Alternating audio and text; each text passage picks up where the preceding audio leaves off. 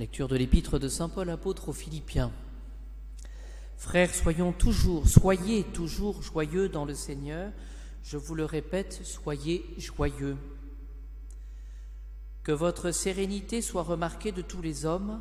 Le Seigneur est proche. Ne soyez inquiets de rien, mais qu'en toute chose, par la prière et la supplication, avec des actions de grâce, vos demandes se fassent connaître à Dieu. Et la paix de Dieu, qui dépasse tout ce qu'on peut concevoir, gardera vos cœurs et vos pensées dans le Christ Jésus, notre Seigneur.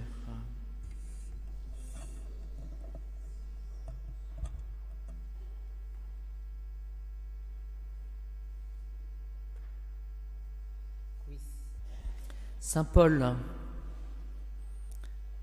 nous encourage à la prière. Ne soyez inquiets de rien, mais qu'en toute chose, par la prière et la supplication, avec des actions de grâce, vos demandes se fassent connaître à Dieu. On pourrait se faire cette réflexion, mais le bon Dieu a-t-il besoin qu'on formule les choses? Après tout, il sonde les cœurs, il connaît nos cœurs, c'est son domaine. Est-il nécessaire finalement de formuler au Seigneur nos prières? Est-ce que finalement le Seigneur ne peut pas les deviner puisqu'il lit dans les pensées? Alors, n'oublions pas les 4 fins de la prière, les buts de la prière. C'est tout d'abord l'adoration. L'adoration. L'action de grâce ensuite. L'action de grâce, remercier. Voilà. Deuxième fin de la prière. Troisième fin de la prière, c'est ensuite demander pardon, l'expiation, demander pardon pour nos péchés. Et puis ensuite, la demande, l'impétration. Voilà. Fin latretique, adoration. Eucharistique, l'action de grâce. De supplication, expiatoire. Voilà, demander pardon pour toutes nos fautes. Et enfin, ces prières de demande, et c'est ce que dit saint Paul, vous voyez, la prière et la supplication avec des actions de grâce. Et donc faisons bien les choses dans l'ordre. Quelques réflexions, puisque nous est demandé de prier. Eh bien, quel est l'objet finalement de la prière? C'est de montrer au Seigneur tout notre amour. Mais comment aimer Dieu? C'est ce que nous avions ce matin dans le bréviaire. Comment aimer Dieu? Alors je vous cite simplement quelques considérations de Guillaume de Saint-Thierry. La première considération, c'est que Dieu nous a aimés en premier. Voilà. Dieu nous a aimés en premier. Et c'est pour cela, voyez-vous, qu'il se manifeste à Noël.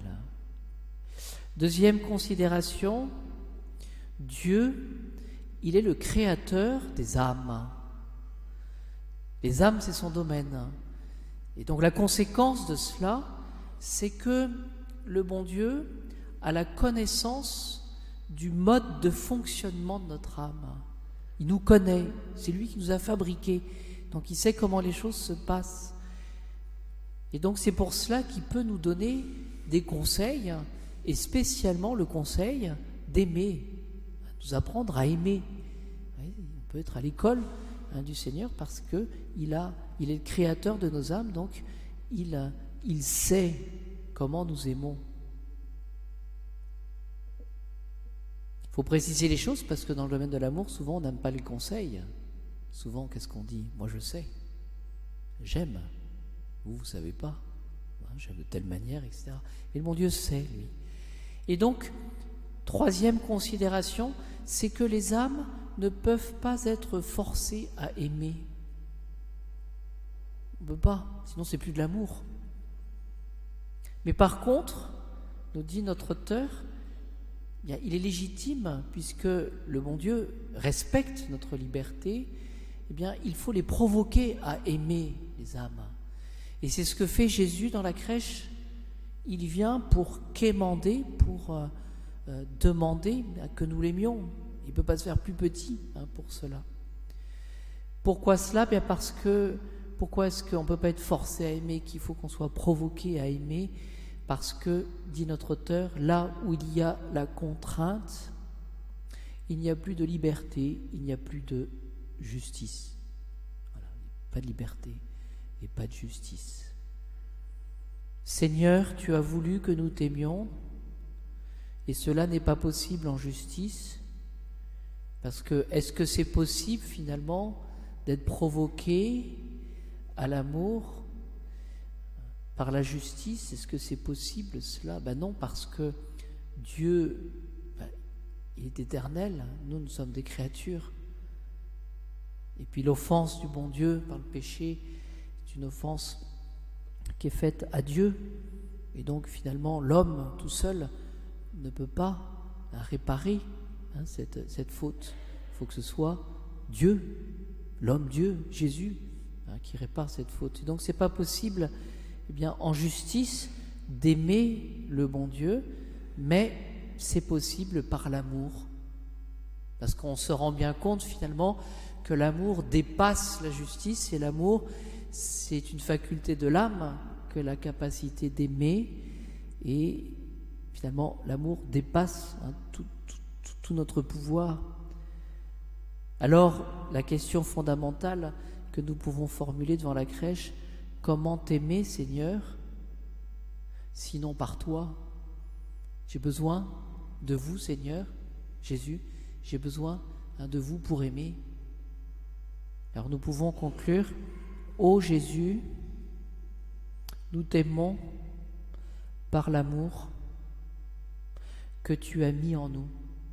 Voilà. Et donc c'est pour ça que tout ce travail du temps de l'Avent consiste finalement à dilater notre âme pour que Jésus qui se fait tout petit, puisse entrer par une porte ou une fenêtre de notre âme que nous allons laisser entrouverte, en renonçant finalement à notre égoïsme, en renonçant à tout ce qui resserre finalement à notre cœur. Voilà. Donc la grande prière que nous pouvons formuler ce soir, c'est que, Seigneur, nous comprenons que nous ne pouvons pas être forcés à aimer, et donc aidez-nous, Seigneur, à dilater notre cœur par la prière, par l'action de grâce, par l'adoration, par l'action de grâce, par le regret des obstacles que constituent nos fautes, et en même temps formulons par la prière cette demande que le Seigneur vienne régner dans notre cœur. Pourquoi? Pour nous sauver, c'est toujours la même chose, pour nous sortir de notre péché et de notre égoïsme.